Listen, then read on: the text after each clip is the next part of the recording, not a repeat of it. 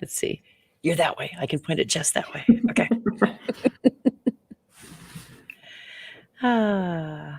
Yes, it should be starting very soon. I see us. Wow, ladies and gentlemen, it's so exciting to be here today. Greetings and salutations. Welcome to Live from NCCE. We are so excited because we are going to be flipping out for Flipgrid. And we have here with us the amazing Jess Boyce, whom I met. Gosh, Jess, I don't remember. How long ago did we meet each other? It's been a while. But we've known each other a long time. The Palm Springs Airport at Q. I want to say right. 2018. That sounds about right. I remember when Jess was a teacher, and she's still a teacher, let's face it, but she is now an amazing Flipgrid guru. So Jess, take it away and share the flipping joy of Flipgrid with the rest of us. Awesome. Thank you, Tammy. Hi, everybody. So as Tammy mentioned, my name is Jess Boyce. I am a former middle school math teacher. I was in the classroom for 10 years, and I was actually using Flipgrid in my classroom, and I just fell in love. And around the same time, I had fallen in love with going to conferences and presenting and just being in front of people. And so I had this moment where I realized I felt called to leave the classroom, and there was nowhere else that I could ever imagine being. And so I have been part of Team Flipgrid for about 3 years now. I am an educator innovation lead, which is just a super fancy way to say I am a teacher helping teachers. And I get to do amazing things like this and talk about my favorite tool all the time. So with that, let's go ahead and jump in. So I always love to start with our mission, which is to help you empower every learner on the planet to share their voice, but to also respect the diverse voices of others. We really, truly believe that with that, we can build global empathy. And so what I'm going to talk about today, I'm going to show you what Flipgrid even is. So if you're not familiar, we are a video discussion platform. And the basic premise is that an educator can give a prompt and then the students can reply via video. So it is completely asynchronous. It's this beautiful way to bring your students together. We often talk about bringing the student from the back row up to the front and just really even the playing field and allow everyone to engage in these gorgeous conversations. And it's pretty simple. You first create a topic. So this is going to be your prompt, a question, an idea, an experiment, anything that you want to share with your community that you want to use to ignite that discussion. And from there, you set your access and you share. So you choose, and of course, I'm going to dive a little deeper into this once we go into the platform, but you choose exactly what access you want to have, and then you share out with your students, which of course is the magic, right? And then once you share that code with your students, they're able to participate in the conversation and foster that social learning. And something that is so beautiful is that I feel like students will surprise you with their creativity every single time. So like I said, we will go into the platform and we'll go a little bit deeper. But the question is, how do you Flipgrid? And so I love to show this graphic because you can see ideas from pre-K all the way up to university level, families, organizations, PLCs. And my dear friend and colleague, Jornay, always says, if you can think it, you can Flipgrid it. And I truly do believe that. I have seen in kindergarten classrooms, name every farm animal you can think of, all the way up to students using it at the university level, which is actually where Flipgrid started. That's a story for another day. So if you ever see me in person, ask me to tell you that story. But people at the university level practicing their dissertation defense or, book clubs. I know someone who went to a wedding that had it as the guest book. There is just endless possibilities. And I'm going to dive into the Discovery Library too, which is a really fantastic place, especially if you are just getting started, where you will find so many topics that are shared from educators all over the world and some incredible partners that we have as well. So with that, I am going to go ahead and just dive right in and show you some incredible stuff. So bear with me here for a second while I change my screen. All right. Of course, this is where you go to get started, and you'll see a couple of things here before we actually go into the platform. But the first thing I want to show you is up at the top here, where there's this blue banner that says, check out our remote learning guide. I know that there's a lot of people who are still doing remote learning, or some are in person, or some are somewhere in between, a hybrid of the two. So we put together this remote learning guide that gives you steps and ideas of ways that you can incorporate Flipgrid into a remote classroom. And so there's this quick PDF right here, but it's also been translated into 9 different languages, so you can give it to families and students, as well as a bunch of remote learning resources. So I particularly want to bring attention here. There's some videos right here about getting started. And I think about sometimes it's difficult whenever we're explaining something to students for the first time and how to use it, especially if we're not there in person. And so we have this great 1-minute video that you can actually share with your students, and it'll show them step by step how they can use Flipgrid. And you'll see there's a bunch of other resources there. So I would highly recommend going and just checking out, click all the links, and find something that's useful for you. Now, the other thing that I want to show you before we log in here is in the upper right-hand corner. I'll zoom in so the NCCE logo is not covering. There we go.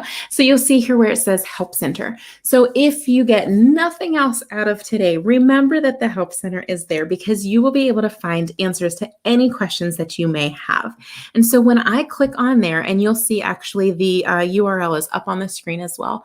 When I click there, you'll see that there are popular articles. There's different categories that you can go in and find whatever it is that you're looking for, or you can even search. So maybe you're thinking about feedback. I want to be able to give feedback. So as I type that in, you'll see different articles pop up, and you can go ahead and click on those, and it will show you step by step whatever it is that you need in order to do the thing that you're looking for. There will be pictures. A lot of times there's videos or GIFs showing you all of the steps. So I always say, 9 times out of 10, you're going to be able to find your answer there. And the 10th time, reach out to me. I'm happy to help. You can always reach out to anyone on our team, and we will help you get to the answer to whatever the question is that you have. So I always love to point those things out. And I lied. I told you those were the only 2 things I wanted to point out, but I have one more thing before we go in, because you will see my favorite sentence in the world right there. Flipgrid is 100% free all the time, forever, for everyone. So if you do not have an account, you can go ahead and click that button and sign up. So I'm going to go ahead and log in. And it's going to take us to our educator dashboard. So whenever you log in, it will always take you to the exact same place where your discussions are being held. And you can see here, I've got all of my groups. There's 94 of them. And my group is my learning community. So I want you to think about, who is it that I am sharing this with? Who do I want to have my discussion? So it might be, if you're in elementary school, it might be classroom 1B. I'm not sure how elementary schools are labeled, of course. If you're in secondary, which is what I taught, it might be science period 1, science period 2, science period 3. It might be your book club. It could be your PLC with your friends, whatever it is. So your group is your learning community. So I am going to go ahead and show you how to create that group. So we'll hit that button there that says create group. And the first thing you need to do is create a group name. So let's do art period 5. And then after you create your group name, you'll see where there's a space to add a join code. Now, one will be auto-populated for you, which is going to be your last name and some random numbers, but you can actually change this so that it's something easy for your students to remember. So let's do Boyce Art. A pro tip, I always did my last name and then whatever class period I was going to be sharing the group with. So I told my students, if you know what my name is and you know when you're in my classroom, you'll always be able to get into the group. So I just had Boyce period 1, Boyce period 2, etc. But something that is nice and easy for them to remember. Once you have your group name and your join code set, you'll set your permissions. Now you'll see that there's a couple of different options here. The first one being the student email.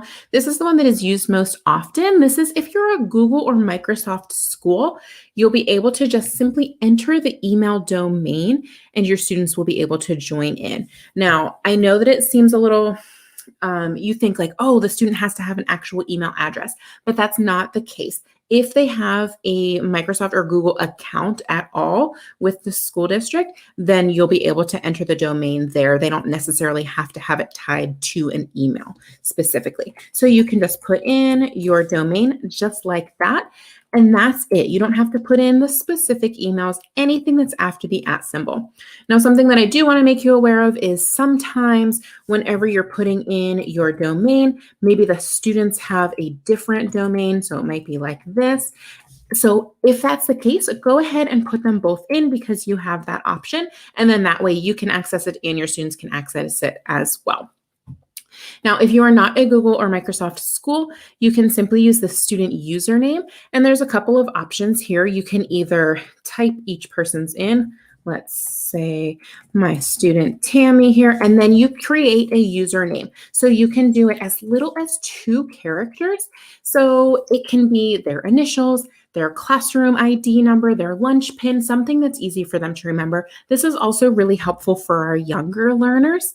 And then what's great about the username is that it actually produces a QR code. So if you have young students, they can just scan the QR code and it will automatically authenticate them into the group.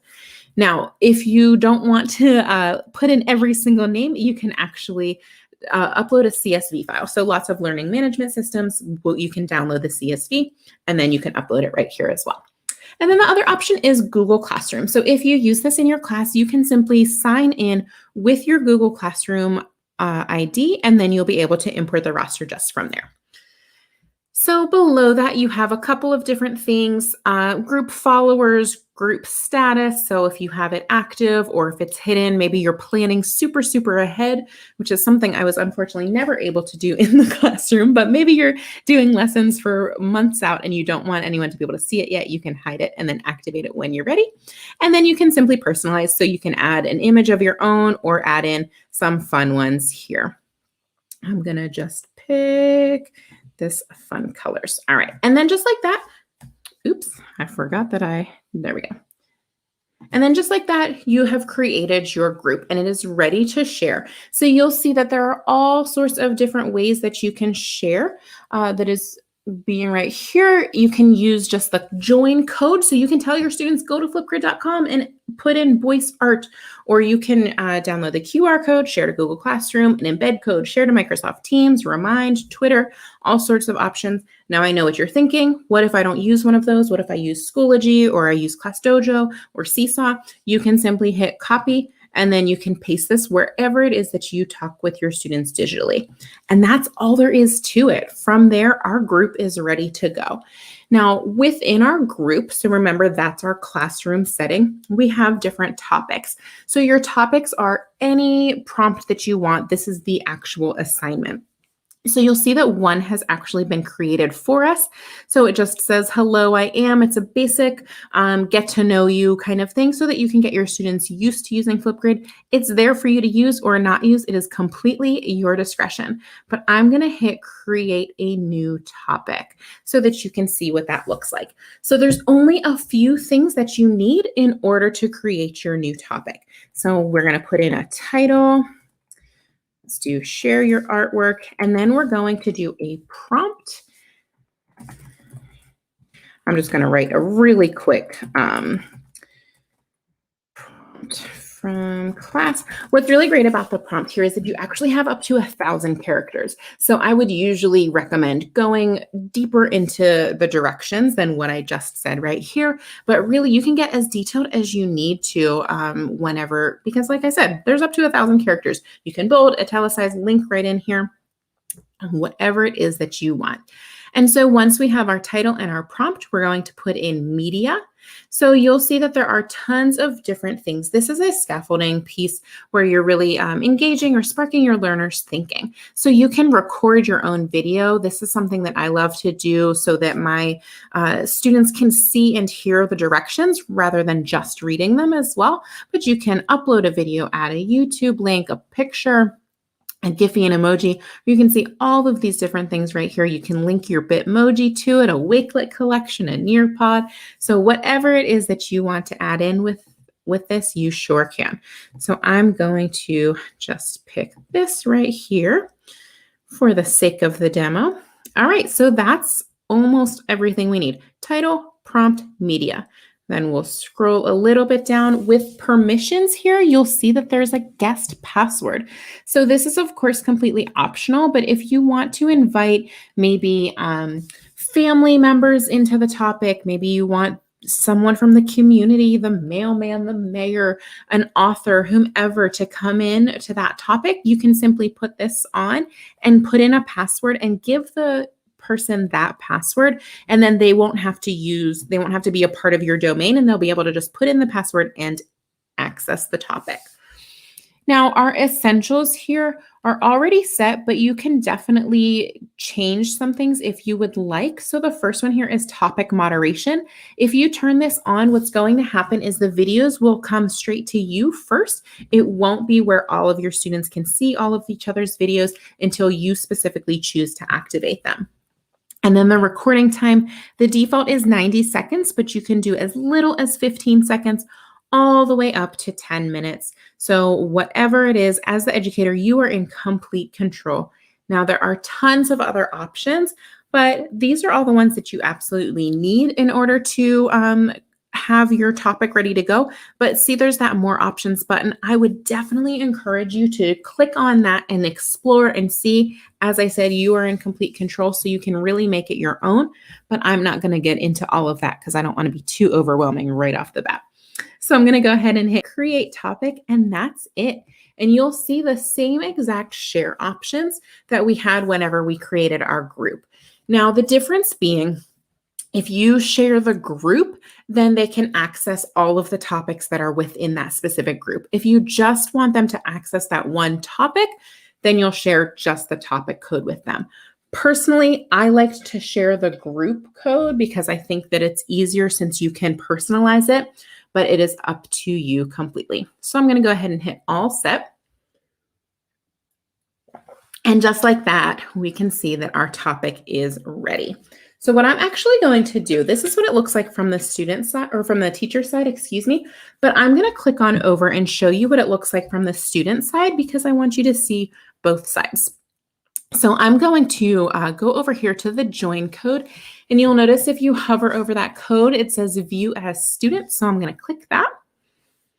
And then this is what happens when your students click the link. They'll have to authenticate in.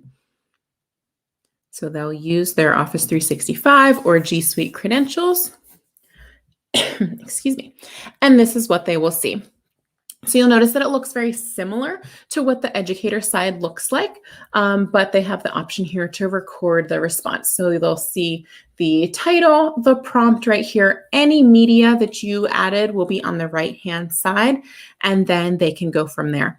Now, this blue icon here is one of my favorite things ever, the Immersive Reader. So if you're not familiar, I would highly recommend checking that out. It is a audio and visual support for your students. So it really strips down, takes away all of the bells and whistles from the website, and it will read to them. They can change the font, they can change the text, all sorts of different things.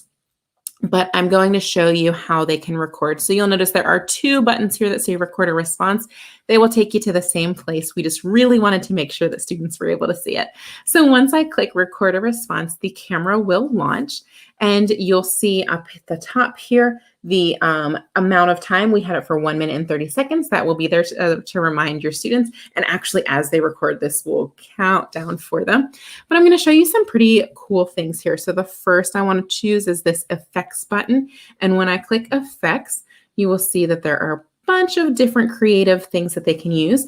So super exciting because today, like 2 hours ago, we just released a ton of new filters. So I haven't even played with them yet. So when it popped up, I got really excited.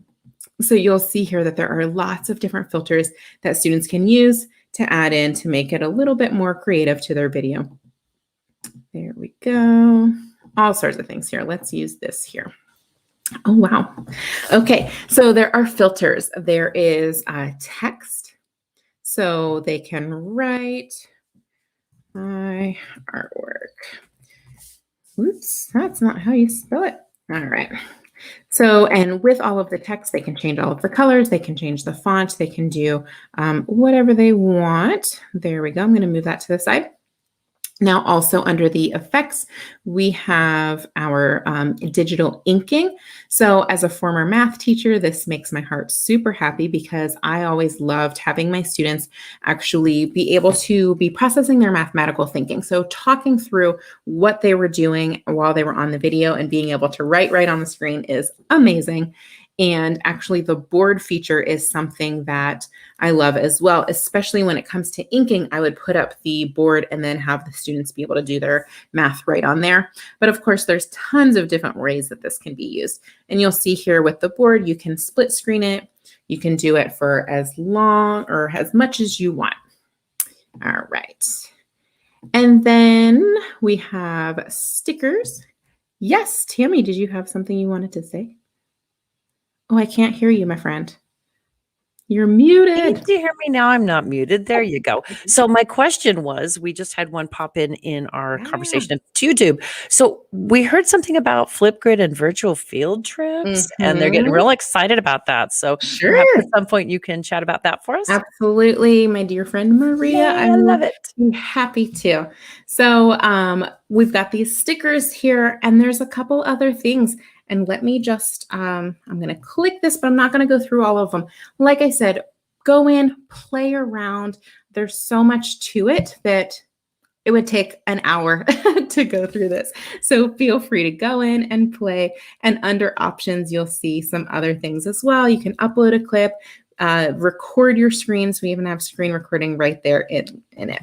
All right, so once you're ready, you quick countdown and you can record. Hello, here's my artwork, la la la. Just real quick, and then we'll hit next. Maybe, there we go. All right, and then they can go ahead and they can watch and make sure that they like it, trim if needed, and then if we're happy with it, we hit next again, and it will take a lovely screen grab, which always for me tends to look like that, but I'm gonna keep it. So I'm gonna go ahead and hit submit. And that's all there is to it. The video is on the topic.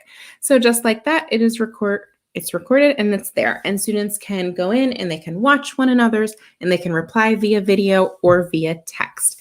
But I'm going to show you here what it looks like on the educator side. So I'm going to refresh and you will see that the response has popped in right there. So what I'm going to do, I know that was a lot. I want to show you the Discovery Library, but what I'm going to do first is answer the questions about the virtual field trips. And so what I'm going to take you to is aka.ms/Flipgrid events. And so when you go to this website, you'll see all of the different things that we have offered. So there is a section for professional development, and then there's also a section for the virtual field trips. So when I go in or register for an adventure, you'll see all of the ones that are coming up. So we have 2 coming up soon.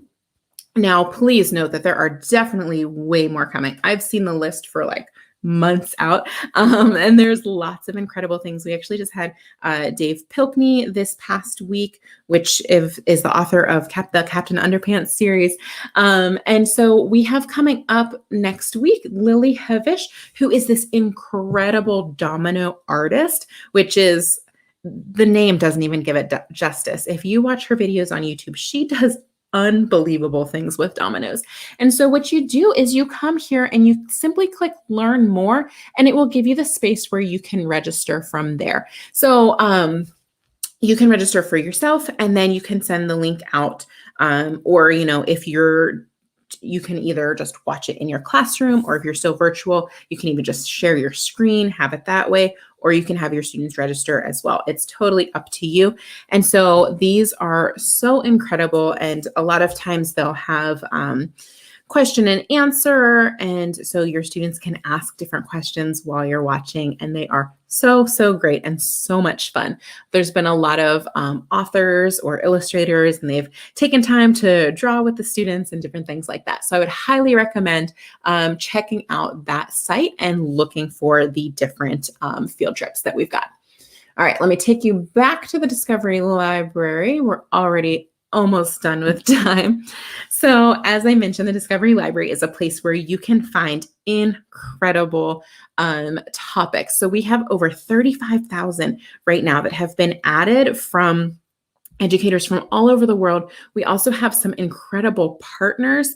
So you'll see here, we've got, actually, I'm going to click view all so you can see how many partners we've got. So lots of names that you recognize: Code.org, the BBC, Discovery Education, the Metropolitan Museum of Art, Lego, as well as some ones that you may not have heard of yet, but you will love. And each one of these has topics that they have created. Let's go ahead and click on the Met.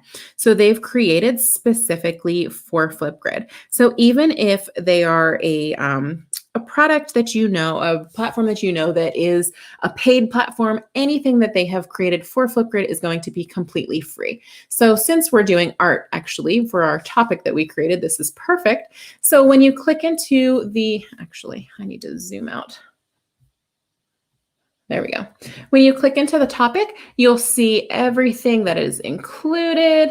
You can see all of the links. And if you like it, oh my gosh, y'all, I still didn't zoom out enough. Hold on a second. There we go. You can see all of the links. And if you like it and you want to use this in your classroom, you simply hit add topic, and then you can add it to your group just like that. So we can go here, and we're going to add it to our art class that we just created.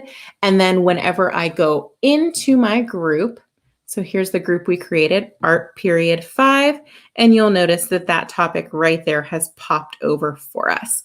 So let me go back really quickly, back to Discovery. So again, there are all of these topics you can see as you scroll. So you can filter by subject, you can filter by age level, or you can simply search. And there are also featured collections, which are going to be different timely things. So right now it's Women's History Month, and you can click into there, and there are all topics that pertain to that specific category. And so the Discovery Library is really a fantastic place. I would highly, highly recommend that you check it out when you're looking for new topics. All right, let me, I'm going to hop back over into my slides. All right, great. So we talked about the Discovery Library. Now, and we actually talked about help.flipgrid.com already too, so we're good on that. As I said before, make sure that if you have any questions that you're definitely checking it out there. It's going to be the best place for you to get the answer to any of your questions. So some upcoming events, as I mentioned already, on March 31st, we have Lily Hevish and talking about pursuing your passion. And I would highly recommend that. And then also we have, we've been doing quarterly conversations on race, equity, and justice. And this one is specifically about empowering activism, allyship, and anti-racism through creativity. So these conversations, we have different panelists come on, and they are beautiful, authentic conversations on how we can be more mindful about race, about equity, about justice within the classroom. And so that's one that you're definitely not going to want to miss. And so you can actually just find that on our YouTube page, excuse me. All right. So with that, ways that you can contact us. You can contact us on any social media platform at Flipgrid, and then also the hashtag Flipgrid for all. I definitely would recommend going and scrolling that. If you want to be inspired, that is the place that you will want to check out for sure. And I think, Tammy, did you have a question? No, I was just, can you hear me okay, Jess? I can hear you now, yes. Oh, wonderful. No, I was just going to comment that it's so handy when you do something in Flipgrid and you create that topic to just assign it into Teams or to Google Classroom without even leaving Flipgrid. Exactly. I teach it as time savers to my teachers because it's amazing. It is one of my favorite tips. And when I was in the classroom, Teams was my jam. So I loved being able to have everything all in one hey, spot. look what I found, Jespo. Oh my gosh, I love it. Back from Palm Springs. I tweeted it out, right? Oh, I love it. Thank you so much for sharing the wonders of Flipgrid. We're all flipping out over here on the YouTubes and the Facebooks. So we do have another session coming up next week on Thursday. Do you have that slide there We for me? sure do. And I see So, that question that popped up as well from my dear friend Holly. oh, And yes. no, there actually is no limit. So she's wondering, is there a limit to the topics or groups that you can have for one account? And there is no limit. Yeah, there's also a question about, are there any plans to open up Flipgrid's LTI integration to LMSs outside of Canvas? You know what, Jason? I don't know. I don't know. What is really nice is that it does integrate pretty well with other things. So, I've seen it inside of Schoology and in some other things as well, but it's more like using it as a link rather than a full integration. So I don't know if that is somewhere on the pike, but hopefully. Well, you'll tweet it out if you find out and let us know, Exactly. right? Exactly. Awesome. So we're coming off of a high after NCCE 2021, which was an amazing event. So we started off with you, my dear. You were amazing and fabulous. And next week we have the incredible Mark Sparvel from Microsoft, who is going to talk all about what matters most, supporting social emotional learning, or as we call it, SEL. So be sure you tune in next week, live from NCCE, 4 p.m. Pacific, 7 p.m. Eastern. Ladies and gentlemen, thank you so much for being here with the incredible Jess, and we'll see you next time. Bye. Thanks, Jess, Bye, so much. everybody. Thank you so much.